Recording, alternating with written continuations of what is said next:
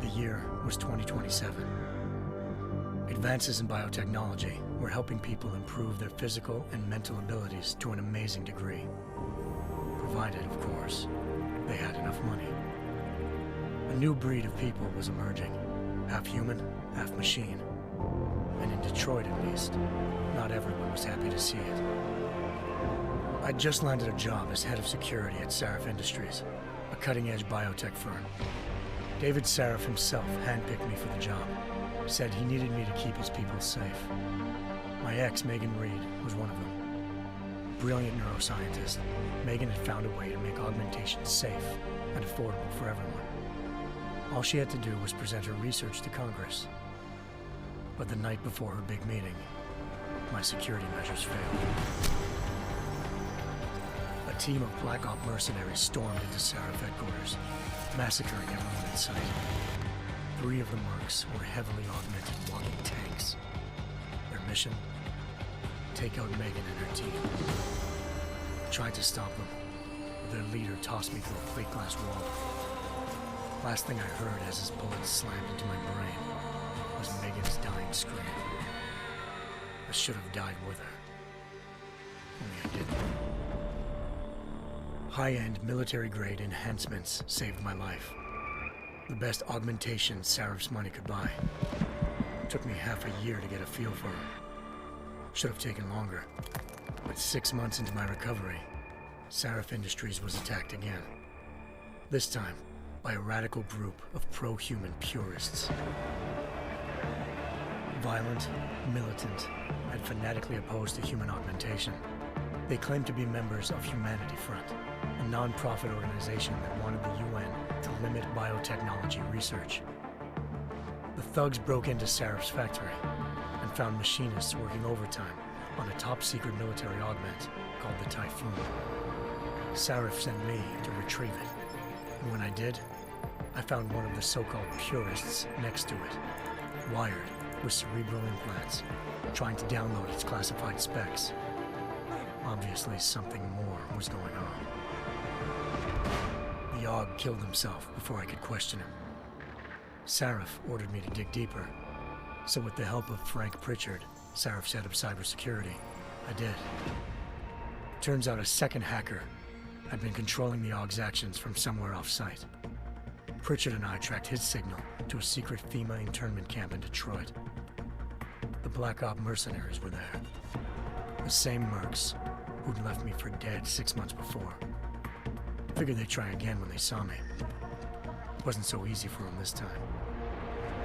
I took out the tank named Barrett, even got him to give me a new lead.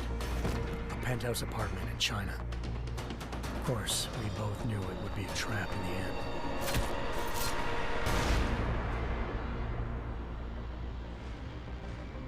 Hengsha Island, China. Home to a city so crowded, they had to build a second city on top of it. Trying to find clues in Hengsha wouldn't be easy. Lucky for me, I wasn't alone. Farida Malik, Sarif Industries' ace pilot, had lived in Hengsha before. A good person to have on your side. She knew enough about the place to get me around. Malik dropped me in the lower city, close to the penthouse Barrett had told me about. Bell Tower Associates, a private security firm under contract to the Chinese government, had agents tossing the suite when I arrived. Just not for the reason I'd been expecting. Turns out the man who lived there was a criminal hacker named Van Bruggen. The same hacker who'd been remotely controlling the Aug in Sarif's factory. Van Bruggen's panicked decision to force the man to commit suicide had been a mistake. Now his mercenary partners were gunning for him, and I needed to find him before they did. Locating Van Bruggen meant playing nice with the Triads, Hengsha's organized crime lords. They had the hacker holed up inside a low-rent capsule hotel. By the time I found him, Van Bruggen had no qualms giving up the woman who hired him. Zhao Yunru, president of the Taiyang Medical Corporation. According to Van Bruggen, Zhao wanted to monopolize the augmentation industry and had hired Black Op mercenaries to destabilize her competition. Sarif Industries was at the top of her list. To prove this, I needed to get inside TYM and grab a surveillance hologram off a server. I suspected Van Bruggen was hiding something when he told me this, but nothing could have prepared me for what I saw. Megan wasn't dead. She and her 4 best researchers had been kidnapped, spirited away somewhere while their kidnappers made it look like they were dead. Desperate to learn more, I confronted Zhao in her penthouse. She claimed to be a pawn in a bigger plan, and hinted at a group so powerful it controlled global interests at a whim. Then she slipped into a panic room and hit the alarm, forcing me to make a very quick exit. I figured Zhao was lying, but part of her confession made sense. David Sarif had been worried about his people. So worried, he'd required all of them to have subdermal locator devices surgically implanted. The GPOs would have been broadcasting the day of the attack. But Zhao said a single call to Picus, the world's leader in global 24-hour satellite news, had turned those signals off. I needed to fly to Picus headquarters in Montreal if I wanted to learn more.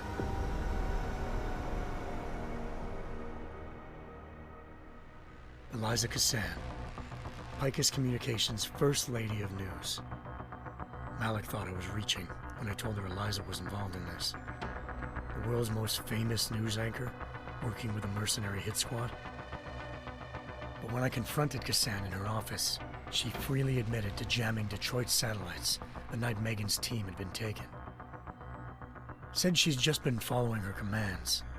I suspected she wanted to say more. But Black Op mercenaries showed up looking to shut us both down. And just like that, the Eliza I'd been talking to disappeared. The Mercs were led by an augmented killer I'd crossed paths with twice before, Fedorova, a woman who'd made silence her best friend. She waited for me to track Eliza's transmission to a secret server room underneath the Picus complex, then jumped me from behind. A deadly fight ensued. I made sure she never moved silently again. With Fedorova down and no one left to keep Eliza quiet, she reappeared. Turns out Picus's First Lady of News wasn't a lady at all. She was a sophisticated AI program, engineered to monitor data streams and control what people believed. Eliza told me the Mercs had brought in a Humanity Front doctor named Isaiah Sandoval to remove the scientist's implanted tracking devices while Detroit's satellites were down. She also told me to speak to David Sarif if I wanted to learn more. By the time Malik and I got back to Detroit, tensions between normal and augmented citizens had reached a flashpoint. Riots were breaking out in several cities, and the UN was being urged to intervene. Sarif was trying hard to convince Hugh Darrow, the inventor turned philanthropist who'd once been a leading proponent of enhancement technologies, to help stop a possible regulatory vote. Sarif had a lot riding on Darrow.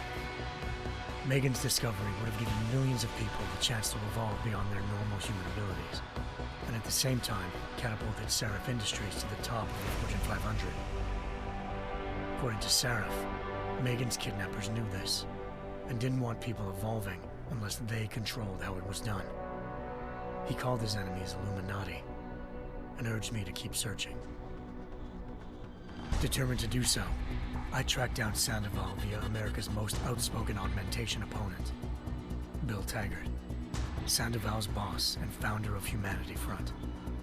Sandoval admitted to operating on Megan's team when I confronted him, but said he hadn't removed their GPLs. He'd merely switched them to a different frequency.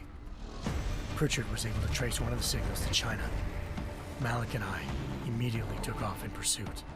Unfortunately, the Illuminati were one step ahead.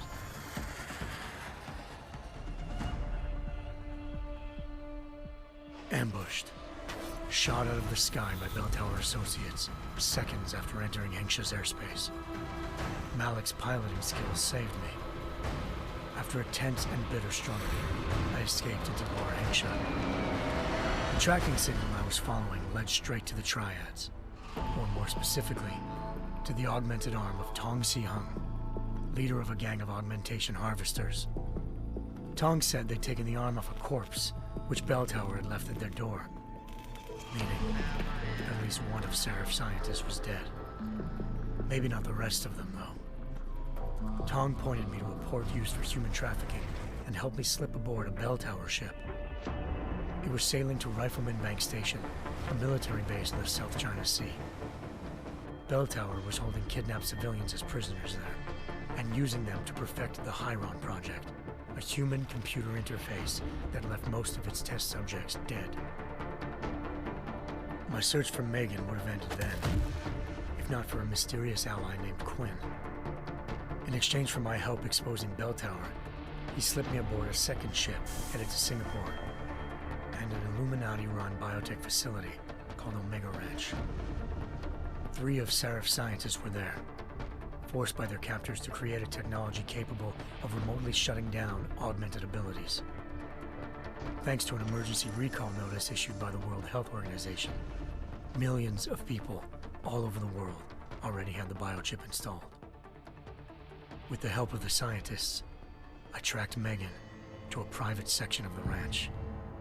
There, I ran into Yaron Namir, the walking tank who'd put a bullet in my brain the first time we met. He'd teamed up with Zhao and was hoping to catch me off guard. Their little ambush didn't work. I found Megan in a suite belonging to Hugh Darrow, the billionaire philanthropist who'd Seraph had called on for help. Darrow had convinced her to go along with the biochip plan by promising to sabotage the tech. As she was explaining this, Darrow appeared in a global broadcast, telling the world that augmentations would be the death of mankind. Then he activated the biochips to prove his point. All over the world, augmented people flew into a killing frenzy. Darrow had betrayed everyone, and it was up to me to set things right. To do it, I had to reach Panchaea, a massive installation in the Arctic Ocean. As I raced through corridors built by an all-augmented workforce, I saw death and destruction firsthand. By the time I shut down Darrow's broadcast, I knew the damage he'd done. Still, humanity's future remained unclear. How would the world react to this sabotage? Would people ever regain their faith in augmentations again? What would be the Illuminati's next move? Only time will give us the answers.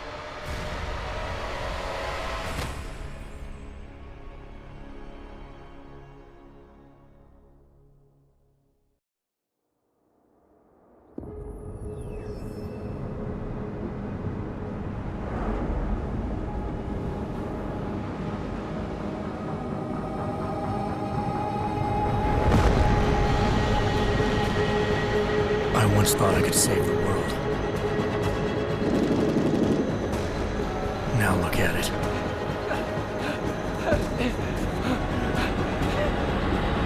In yet another augmented terror attack, 251 passengers aboard sister airlines Flight 451 were killed when an augmented passenger broke into the plane's cockpit and ruthlessly butchered its flight crew.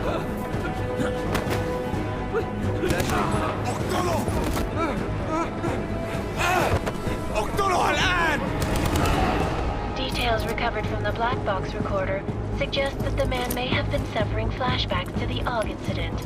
That horrible day 2 years ago when augmented people all over the world flew into a psychotic killing spree, causing the greatest loss of life in recent history. Sometimes, you just have to let go and embrace what you've become. Not gonna go all wonky on us now, Hansa, are you? Well, if I do, McCready, I guarantee you'll never see it coming. Agent Jensen, am I gonna have a problem with you? No, sir. No reason to assume you would. Good, because you are the only augmented operative on this team, and I intend to make good use of you. Listen up, all of you. We got a sandstorm barreling down our arse and we can't afford to make mistakes. We're going after this man, an arms dealer named Shepard. He's ex-Bell Tower, one of the Special Forces commanders who disappeared during the incident. And he's come out of hiding? That cannot be good. It's not. He's selling weapons and military-grade augments to terrorists. This is Aran Singh, the undercover agent who lured Shepard out of his hole. Best you see Interpol's got. For 3 years he's worked hard to get in tight with the Jinn, an Iraqi smuggling cartel that's infected the Eastern Hemisphere like a plague. Last week, our arms dealer sent a message to the Jinn, offering to sell them a shitload of black market merchandise dirt cheap. They told Singh to handle the buy. They're not gonna like it when Interpol disrupts their party. Sing's cover really that good? It is right now. We need to keep it that way. This is where the deal's going down. A half-finished high-rise hotel that's been abandoned ever since the incident. It's not a pretty picture inside. Let me guess. Most of the laborers were augmented with heavy-duty industrial rigs. So when the incident hit, and they all went schizo, things got gruesome real fast. And no one, except for some homeless junkies, have been inside the place ever since. So what's the plan, Director? Singh's meeting Shepard on the ground floor, inside the hotel's main atrium. He sent the bulk of his Jinn crew to the penthouse levels to secure a vantage point. I want McCready's team to take up positions overlooking the atrium and make the arrest. Jensen, you're going in solo from the roof. My objectives? Keep the Jinn from joining the party. As far as we can tell, only one route connects the atrium to the penthouse level, a halfway decent elevator shaft. Here. I want you to block access to it. Fine. Just cut me loose. Do you plan on relying solely on your augments for this one? I'd recommend taking a little hardware, just to be sure.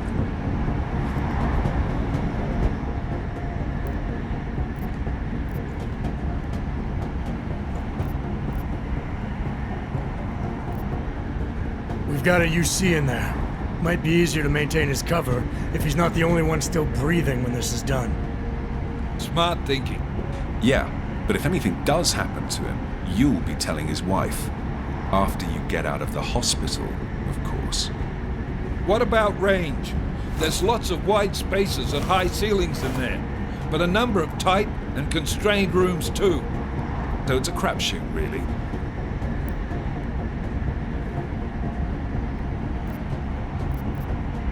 Never was one to play the odds. Give me something I can use up close. You got it. One last thing, Jensen. Singh said the Jinn are using some sort of portable Wi-Fi device to boost communications. He's got a better chance of maintaining cover if you disable it.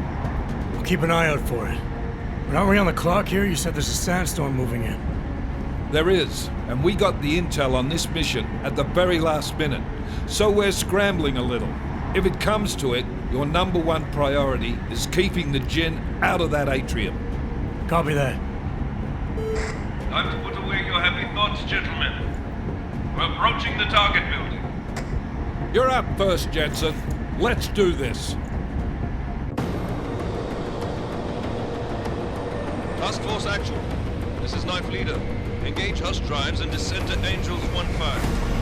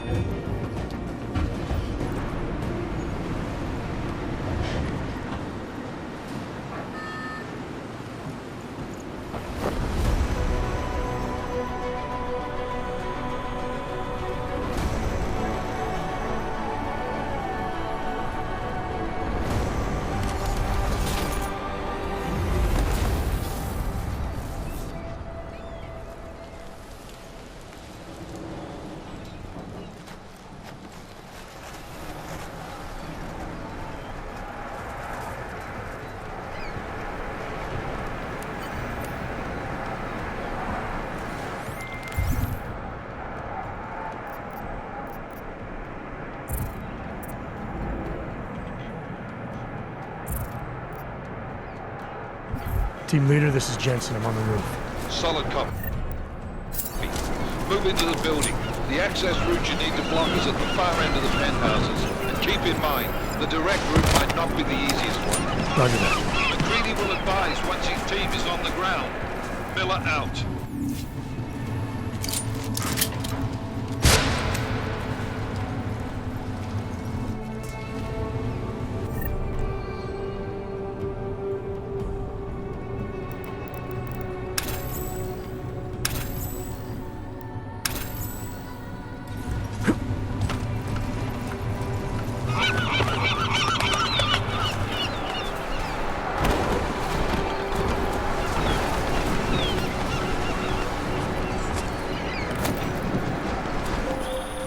Jensen, we're moving through. Oh, fuck! What's wrong? The Gen have got a few Jennies up and running. Gonna have to hack keypads. Should enjoy it, McCready. They have colors and shapes. Just remember, red means bad. Fuck you.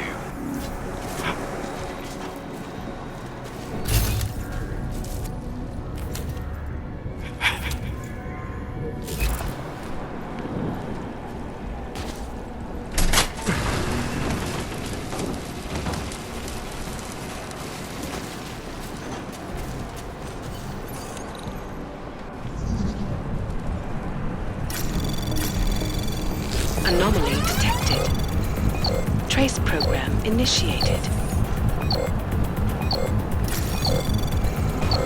Access granted.